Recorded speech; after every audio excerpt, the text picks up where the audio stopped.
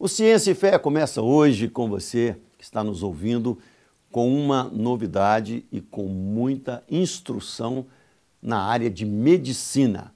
Ciência e Fé, um programa que traz informações e também o lado espiritual, o lado de Deus, para que possa entrar na sua casa e juntamente com a ciência possa fazer uma revolução dentro de você.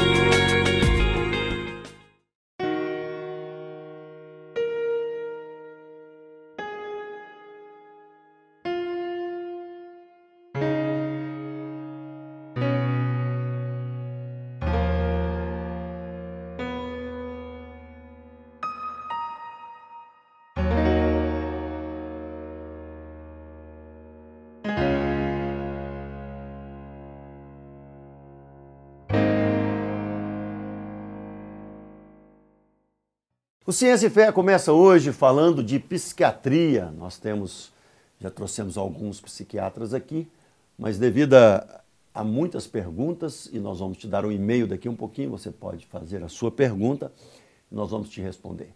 Mas nós trazemos aqui hoje Ismael Sobrinho. Ele é o doutor Ismael Sobrinho, ele é médico psiquiatra e psicogeriatra. Então, ele tem uma larga experiência no atendimento, ele tem uma larga experiência na fé também, porque ele participa da Igreja Batista Central, ali do nosso amigo pastor Paulo Mazzoni, e é uma pessoa super bacana. Tudo bem, doutor?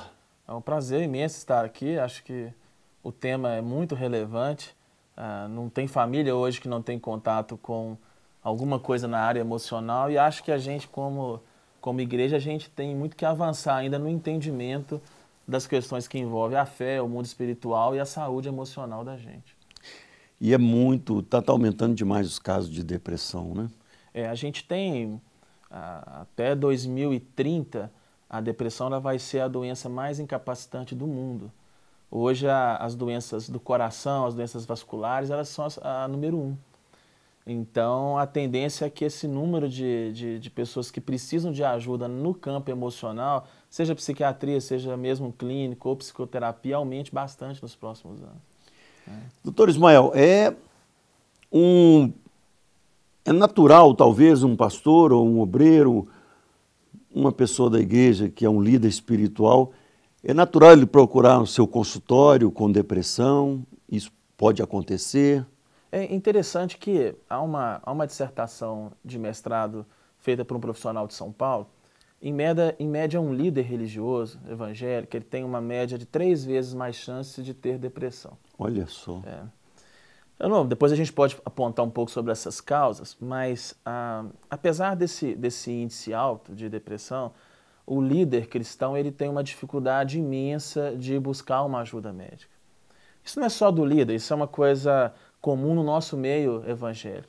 Principalmente o meio mais renovado, mais pentecostal, o pessoal tem uma restrição maior, porque nós temos uma dificuldade de entender um pouco aquilo que é biológico, aquilo que é emocional e aquilo que é espiritual.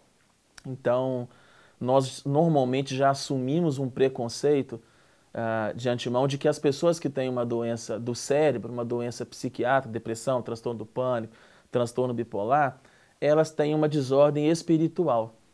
E isso acaba protelando muito a ajuda, as pessoas de buscarem ajuda. Além disso, o preconceito ele vem porque as pessoas escutam muito, quando vão buscar um aconselhamento, de que as doenças emocionais é um sinônimo de falta de fé, é um sinônimo de que as pessoas não estão orando, ou que todas as doenças são espirituais, ou que são de fundo maligno, né? Nós cremos nisso. Então, como tem essas barreiras a serem vencidas, dentro do próprio campo teológico, as pessoas acabam protelando mais essa ajuda médica. E existe um tipo de depressão que a gente estava até conversando antes aqui de começar o programa, Realmente existe um tipo de depressão espiritual, né? Mas ela não é... O que eu já detectei no meu trabalho com deprimidos, é assim, em 100 pessoas você encontra 2, no máximo, que tem uma depressão que não tem origem biológica. O apóstolo Paulo, ele, iluminado pelo Espírito, ele diz em Tessalonicenses 5:23, que nós somos corpo, nós somos alma e nós somos espírito. Então, o corpus ali, ele usa somas, que é a parte biológica. Você falou que o colega médico já veio aqui, já falou do cérebro. Então, há uma depressão que ela é mais química, que ela é mais orgânica, que ela é mais biológica mesmo. Ou seja, a pessoa... Está ligada no cristianismo à alma da pessoa, né? Então, a alma, eu já gosto de colocar mais na questão que Paulo ele separa corpo e alma. Então, a alma ele usa psique, que tem a ver com mente, com vontade, com emoção, com personalidade. Então, essa depressão biológica, ela mais química, mais orgânica, normalmente ela atinge pessoas mais jovens e pessoas que têm história na família de depressão, né?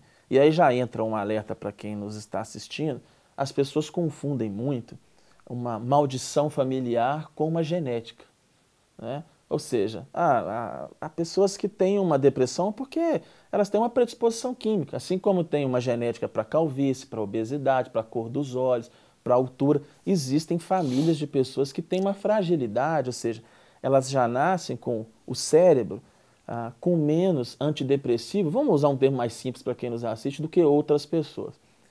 Agora, e essas pessoas costumam ter depressões mais jovens. O outro campo que Paulo coloca é o psique, que é a alma. Então, há pessoas que elas não têm predisposição biológica, mas no processo de formação da personalidade, traumas, estresse, sobrecarga, isso acaba fazendo com que o cérebro tenha um nível de estresse persistente e crônico muito intenso. Isso também gera depressão.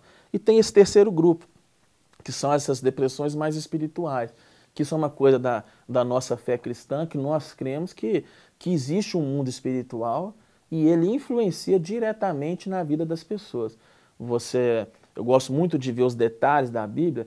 Você vê que há curas que Jesus fazia, que ele expulsava um demônio e a pessoa era curada. Mas tinha curas que ele não expulsava um demônio, ou seja, o próprio Jesus ele tinha ali um discernimento como Deus, de que havia casos em que era de origem orgânica e havia um caso que era de origem espiritual. O menino mudo, por exemplo, ele era mudo por causa da espiritualidade. Sim. Ao expulsar o demônio, o menino voltou a falar. Já aquele que entrou por cima da casa ali, em Cafarnaum, ele tinha uma doença desde pequeno, ele era um paralítico. Sim. Não tinha nada a ver com demônios, né? Exatamente. Então, esse discernimento, em outras áreas da medicina, ele é mais fácil, porque você tem uma cárie ou uma fratura. Ninguém vai dizer assim: nossa, pastor, você tem essa fratura ou essa dor de dente, isso é espiritual, isso é uma brecha, isso é algum pecado não confessado. As pessoas vão te mandar para o dentista ou para o ortopedista. Agora, quando se trata das doenças do cérebro, todo mundo é meio que psiquiatra um pouco, né? A gente começa a dar umas receitas de bolo. Olha, o brasileiro ele é psiquiatra e técnico de futebol. Você tem que... Aquelas respostas prontas que nós cristãos gostamos. Você tem que orar mais, você tem que jejuar, você tem que ler mais a Bíblia. E às vezes a pessoa... Vai na praia. Vai na praia. A pessoa já está fazendo isso, mas ela não entende que ela já passou de um ponto que ela já está doente e precisa de uma ajuda profissional, né? Pois é, e eu já vi casos que realmente era uma depressão espiritual e que talvez é a mais fácil de ser curada, porque você orou, expulsou aquilo ali, né? A pessoa que tem autoridade expulsa e tal, e a pessoa fica boa. Mas é assim, são raras as pessoas. A maioria tem a sua área na psique mesmo e na influência hereditária, né? Eu até brinco com os pacientes que se a pessoa tiver alguma coisa espiritual, é melhor do que ela ter uma coisa biológica. Porque é mais fácil. Exatamente. Só fazer uma campanha, a hora vem aqui na igreja e acabou. Agora, guardadas as diferenças teológicas, porque nós somos cristãos, mas o nível de influência espiritual na vida de uma pessoa é muito variável de acordo com a convicção de fé. Então, há pessoas que dizem que uma pessoa nascida de novo, ela não pode ser alvo direto de uma ação espiritual, então não vou entrar tanto nessas questões. mas eu creio que muita gente que nos assiste, em suas igrejas, são responsáveis por aconselhamento, por trabalhos de libertação. E essas pessoas, elas não precisam de ter um conhecimento técnico, não precisam de ser psicólogos, não precisam de ser psiquiatras, mas essas pessoas elas têm que ter um discernimento de saber quando encaminhar. Ou seja, quando essa pessoa ela realmente precisa de uma ajuda médica, quando que essa pessoa realmente precisa de uma ajuda psicológica. Porque se você não faz um direcionamento adequado de uma ajuda médica ou de uma ajuda psicológica, e você às vezes reduza o ser humano somente à questão espiritual, ele pode ter um agravamento do quadro dele. Né? E uma coisa simples, um abismo vai chamando um outro abismo. Uma coisa simples vai se tornar um problema psiquiátrico muito mais complexo no futuro. Né? Doutor, por que o líder espiritual, quer seja sacerdote católico, pastor protestante ou evangélico, ele tem mais probabilidade de estar nesse grupo de risco de um depressivo? Olha, eu vou dizer um pouco, aí nem tanto em pesquisa, vou colocar baseado na prática clínica, nos pastores e líderes que eu atendo, tanto sacerdotes católicos quanto pastores evangélicos. A primeira coisa que eu percebo é que o líder ele é muito cobrado pelas pessoas. Né? O líder ele é visto, principalmente no meio evangélico, como um super crente. Um ser, ele é imune a todos os problemas, a todas as dificuldades. Então, o líder ele é meio que cobrado a um nível de perfeição muito grande. E isso traz um problema, porque a Bíblia diz que a gente deve confessar uns aos outros para nós sermos curados. Né? Se nós vermos toda a base da psicoterapia, ela é construída em cima da pessoa colocar para fora aquilo que sente. É Gálatas 6, né? Carregando as cargas uns dos outros. Exatamente. E o líder, qual que é o problema? Por ele ser muito cobrado à perfeição, ele tem um certo medo de colocar para fora as suas angústias, as suas dores, as suas fragilidades, as suas deficiências, as suas compulsões, as suas perversões. A reputação não deixa. Exatamente. Né? E aí entra, já trabalhando dentro desse tópico, um pouco de uma culpa que nós que estamos como ovelhas ou como membros das igrejas, que nós não costumamos perdoar um pouco o líder, né? Todo mundo pode errar, todo mundo pode ter um problema na família. Menos o cara. Menos o líder. Então, o primeiro ponto é essa questão da sobrecarga. O segundo eu já coloquei, é que eu percebo que o líder, ele tem muitos amigos, mas ele tem poucos confidentes. Né? Ele tem poucos confidentes. A CEPAL já fez uma pesquisa sobre isso. Não sei se foi a CPAD ou se foi a CEPAL, da solidão dos pastores. Sim. Os pastores sofrem de uma profunda solidão. Eles têm que se mostrar o super crente.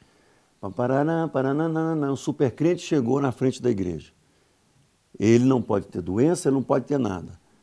E ele vai adoecer, porque um dia todos nós precisamos de abrir os corações uns com os outros. Né? Exatamente. E o líder, ele normalmente ele tem muita gente para churrasco, ele tem muitos eventos que ele participa, ele tem muitas pessoas que cumprimentam depois do culto, mas ele tem poucas pessoas nas quais ele pode confiar e colocar para fora mesmo as suas taras. Eu brinco que nós não precisamos de ter muitos confidentes, mas que sejam um ou dois onde a gente pode realmente colocar tudo aquilo que a gente sente. O terceiro ponto que eu vejo é uma sobrecarga de trabalho. As pessoas têm uma ideia meio romântica do ministério pastoral. O senhor pastor, o senhor sabe das dificuldades, mas o pastor trabalha muito. Né? Às vezes não é tanto fisicamente, né?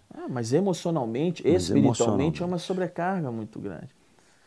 Tanto que às vezes vai algum pregador e faz um apelo para o ministério, eu vejo muitos jovens indo e eu fico pensando assim, olha, talvez 70% não sabe o que é o ministério pastoral, que é um ministério muito árduo, é um ministério de muita cobrança, de muita solidão, e que as igrejas... Doutora Ismael, eu vou pedir para que o senhor fale da carga emocional dos pastores, porque eu tenho certeza que tem pastores ouvindo agora, eles precisam ouvir isso no nosso próximo bloco, senão eu vou cortar o seu raciocínio aqui, e esse assunto é de extrema importância. Em Gálatas, né, fala carregar as cargas uns dos outros, e a gente vai estar falando sobre isso. Você líder, você pastor, você obreiro, você diácono, você precisa entender sua carga emocional para que nós não venhamos a adoecer, né? Então, aguarda mais um pouquinho, TVJet, principalmente você que é líder em igreja.